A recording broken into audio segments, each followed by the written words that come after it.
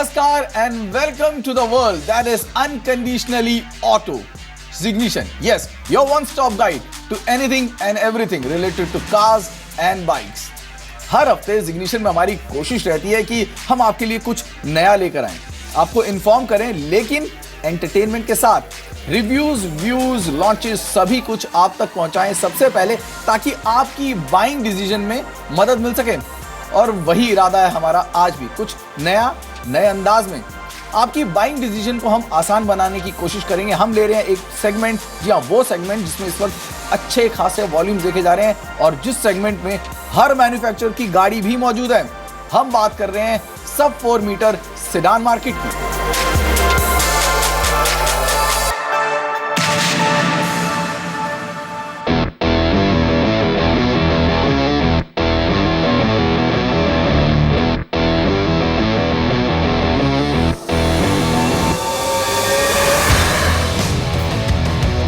Compact सब 4 metre sedan market में 6 ऐसे खिलाड़ी हैं जिनमें टक्कर है बराबर की। इनमें मार्केट लीडर और सबसे पुरानी होने के साथ साथ सबसे मजबूत है Maruti Swift Dzire.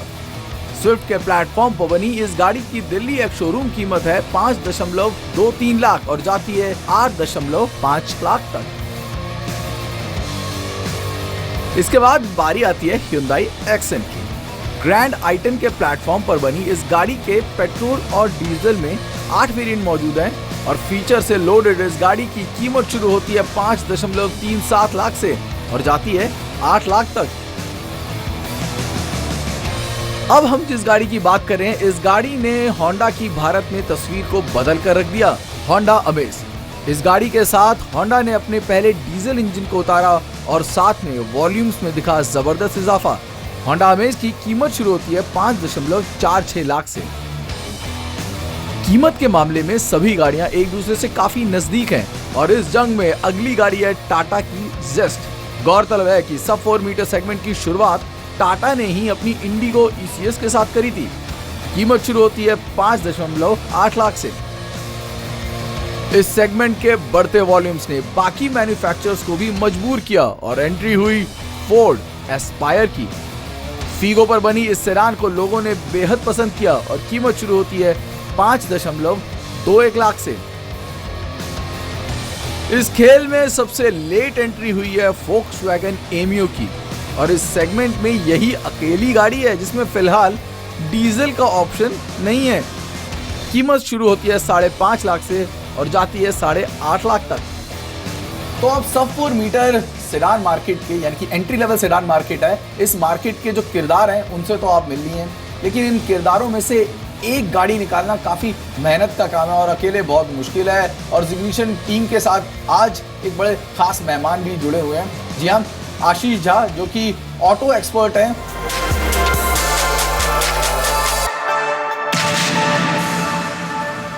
5 cars in the segment, लेकिन एक ही गाड़ी है अगर मैं कहूं कि जिस पर लोगों का झुकाव जो है वो सबसे ज्यादा है। डिजायर जो मारुति की है सब 4 मीटर सेडान, वो जब से लॉन्च हुई है सबसे ज़्यादा बिकने वाली गाड़ी है इस सेगमेंट की। इनफैक्ट अगर आप ओवरऑल सेल्स की बात करें तो टॉप 10 गाड़ियां जो इंडिया में बिकती हैं उसमें से वो टॉप 3 में डेफिनेटली रहती है। अगर आप पिछले महीने की बात करें तो डिज़ायर ने मेरे ख्याल से करीबन 17,000 यूनिट 16,900 के आसपास महीने की बिक्री की थी। किसी भी कस्टमर को शोरूम तक खींचने का जो सबसे पहला काम करता है वो करता है गाड़ी का डिज़ाइन, और ये वो सेगमेंट है जहाँ पे हम डिज़ाइन के लिए कह सकते हैं कि इंजीनियर्स के पास लिमिटेशंस बहुत सारी हैं, बहुत लिमिटेड एनवायरनमेंट में उनको काम करना पड़ता है। 4 मीटर से छोटी बनाने की कोशिश की जाती है हर गाड़ी को, या तो वो हैचबैक पे बेस्ड होती है या फिर किसी बड़े सेडान के पोर्टफोलियो पे, यानी कि काटना या फिर जोड़ना। ये 2 काम है जो कि इस सब 4 मीटर सेडान सेगमेंट में चलते हैं। मेरे ख्याल से फोर्ड एस्पायर सबसे ज़्यादा बैलेंस्ड डिज़ाइन है इस सेगमेंट में। फोक्सवागन हमें दोबारा थोड़ा सा देखा जाए तो थोड़ा सा कॉन्ट्रोवर्शियल हो सकता है। आगे से उसको 35 मिलीमीटर काटा हुआ है ताकि वो एक उस सेगमेंट में फिट हो सके। ऊपर से उसका रूफ लाइन करीब 50 mm के आसपास काटा गया था। तो बहुत सारी ऐसी डिज़ाइन चेंजेस की जाती हैं और ये जैसे आपने बोला बहुत ही एक यूनिक सेगमेंट है। इंडिया के लिए ही बना हुआ एक सेगमेंट है जिसके लिए एटलीस्ट जो आपके ग्लोबली इतने बड़े जो मैन्युफैक्चरर्स हैं, ग्लोबल मैन्युफैक्चरर्स हैं, उनको थोड़ा सा डेफिनेटली पूरा री इंजीनियरिंग एफर्ट लगाना पड़ता है। डिज़ाइन से अब जब आगे जाते हैं, जब आप शोरूम में घुस जाते हैं, तो कई सारी चीज़ें हैं जो ध्यान में आती हैं। और ये जो सेगमेंट बना है, इस सेगमेंट में लोग जाते क्यों हैं? इस सेगमेंट में जाने की जो सबसे बड़ी वजह है वो यही है कि आप हैचबैक से अपग्रेड कर रहे हैं। आपको एक 3 बॉक्स सेडान चाहिए, बॉक्स चाहे छोटा हो लेकिन 3 बॉक्स हो, यानी कि एक बूट स्पेस चाहिए।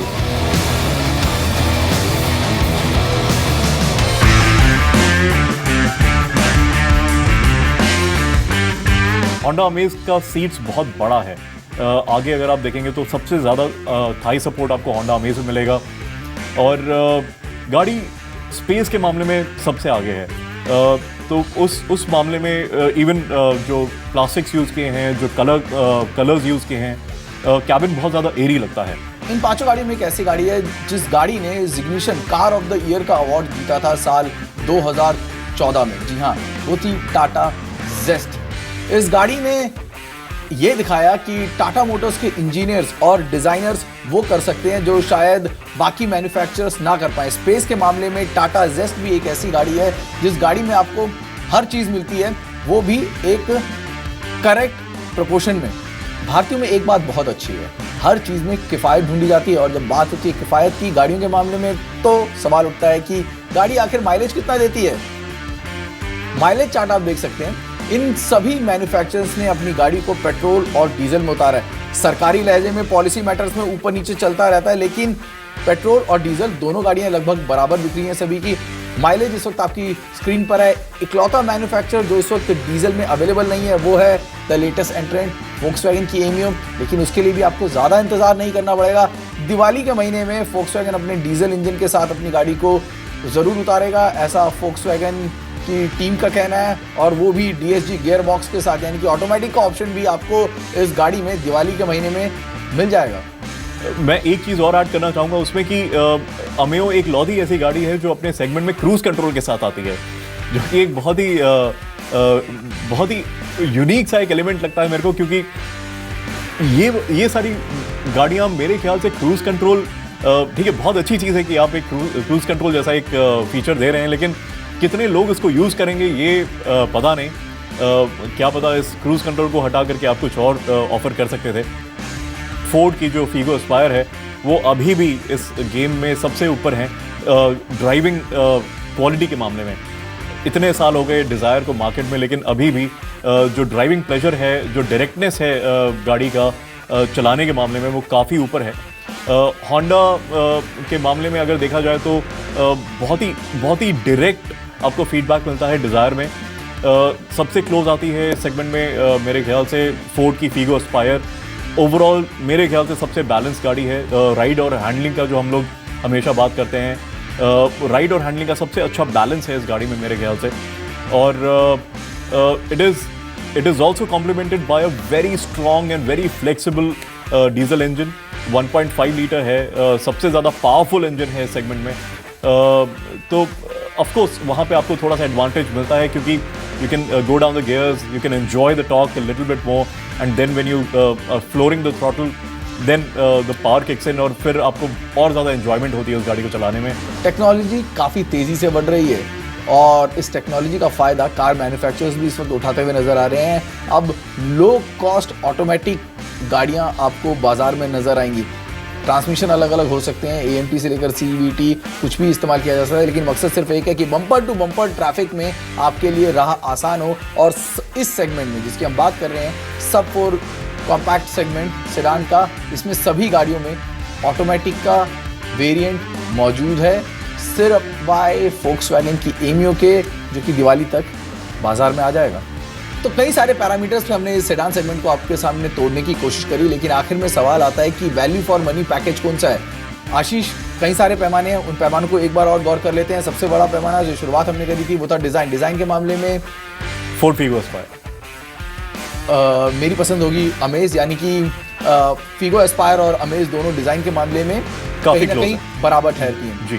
दूसरा जो पैमाना है वो है स्पेस का, कंफर्ट का, और उस मामले में जो गाड़ी होंडा अमेज मेरी पसंद भी है होंडा अमेज, यानी कि होंडा अमेज अगर आपकी फैमिली का ध्यान रखते हैं और आप लंबे ड्राइव पर जाना पसंद करते हैं तो उस लिहाज से आपके लिए होंडा अमेज ज़्यादा बेहतर कार होगी।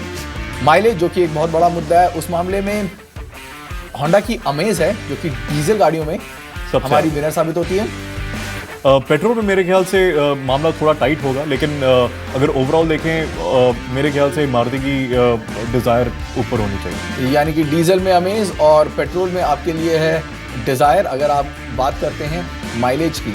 और एक और चीज़ है जिस पे हम भारतीयों का काफ़ी ज़्यादा झुकाव रहता है, वो है गाड़ी की रीसेल वैल्यू, ज़रूरी भी है। और उस मामले में वही गाड़ी है जो कि सबसे आगे रहेगी, यानी कि जिसके सबसे ज़्यादा वॉल्यूम जनरेट करती है वो है मारुति सुजुकी डिज़ायर। बिल्कुल, लेकिन मुद्दा वही आता है आशीष कि पैमाने अलग अलग लेना है। लेकिन अगर ओवरऑल एक गाड़ी चुननी हो, वैल्यू फॉर मनी पैकेज हमें चुनना हो, तो अपनी राय हम दर्शकों तक दे देते हैं। वैल्यू फॉर मनी पैकेज अगर एक चुननी हो, मेरे ख्याल से सब कुछ को अगर एक तोल के अगर देखा जाए, features, driving quality, design, space, मेरे ख्याल से Ford Figo Aspire is the most complete package in this segment. यानी कि फोर्ड फीगो एस्पायर है जो कि हमारी तरफ से एक कंप्लीट पैकेज है, वैल्यू फॉर मनी पैकेज है। और ये हम इसलिए कह रहे हैं कि हमने इन गाड़ियों के साथ काफ़ी वक्त बिताया है। इन गाड़ियों को लॉन्च से लेकर लॉन्ग टर्म रिपोर्ट तक हर जगह हमने इस गाड़ी को इस्तेमाल किया है। और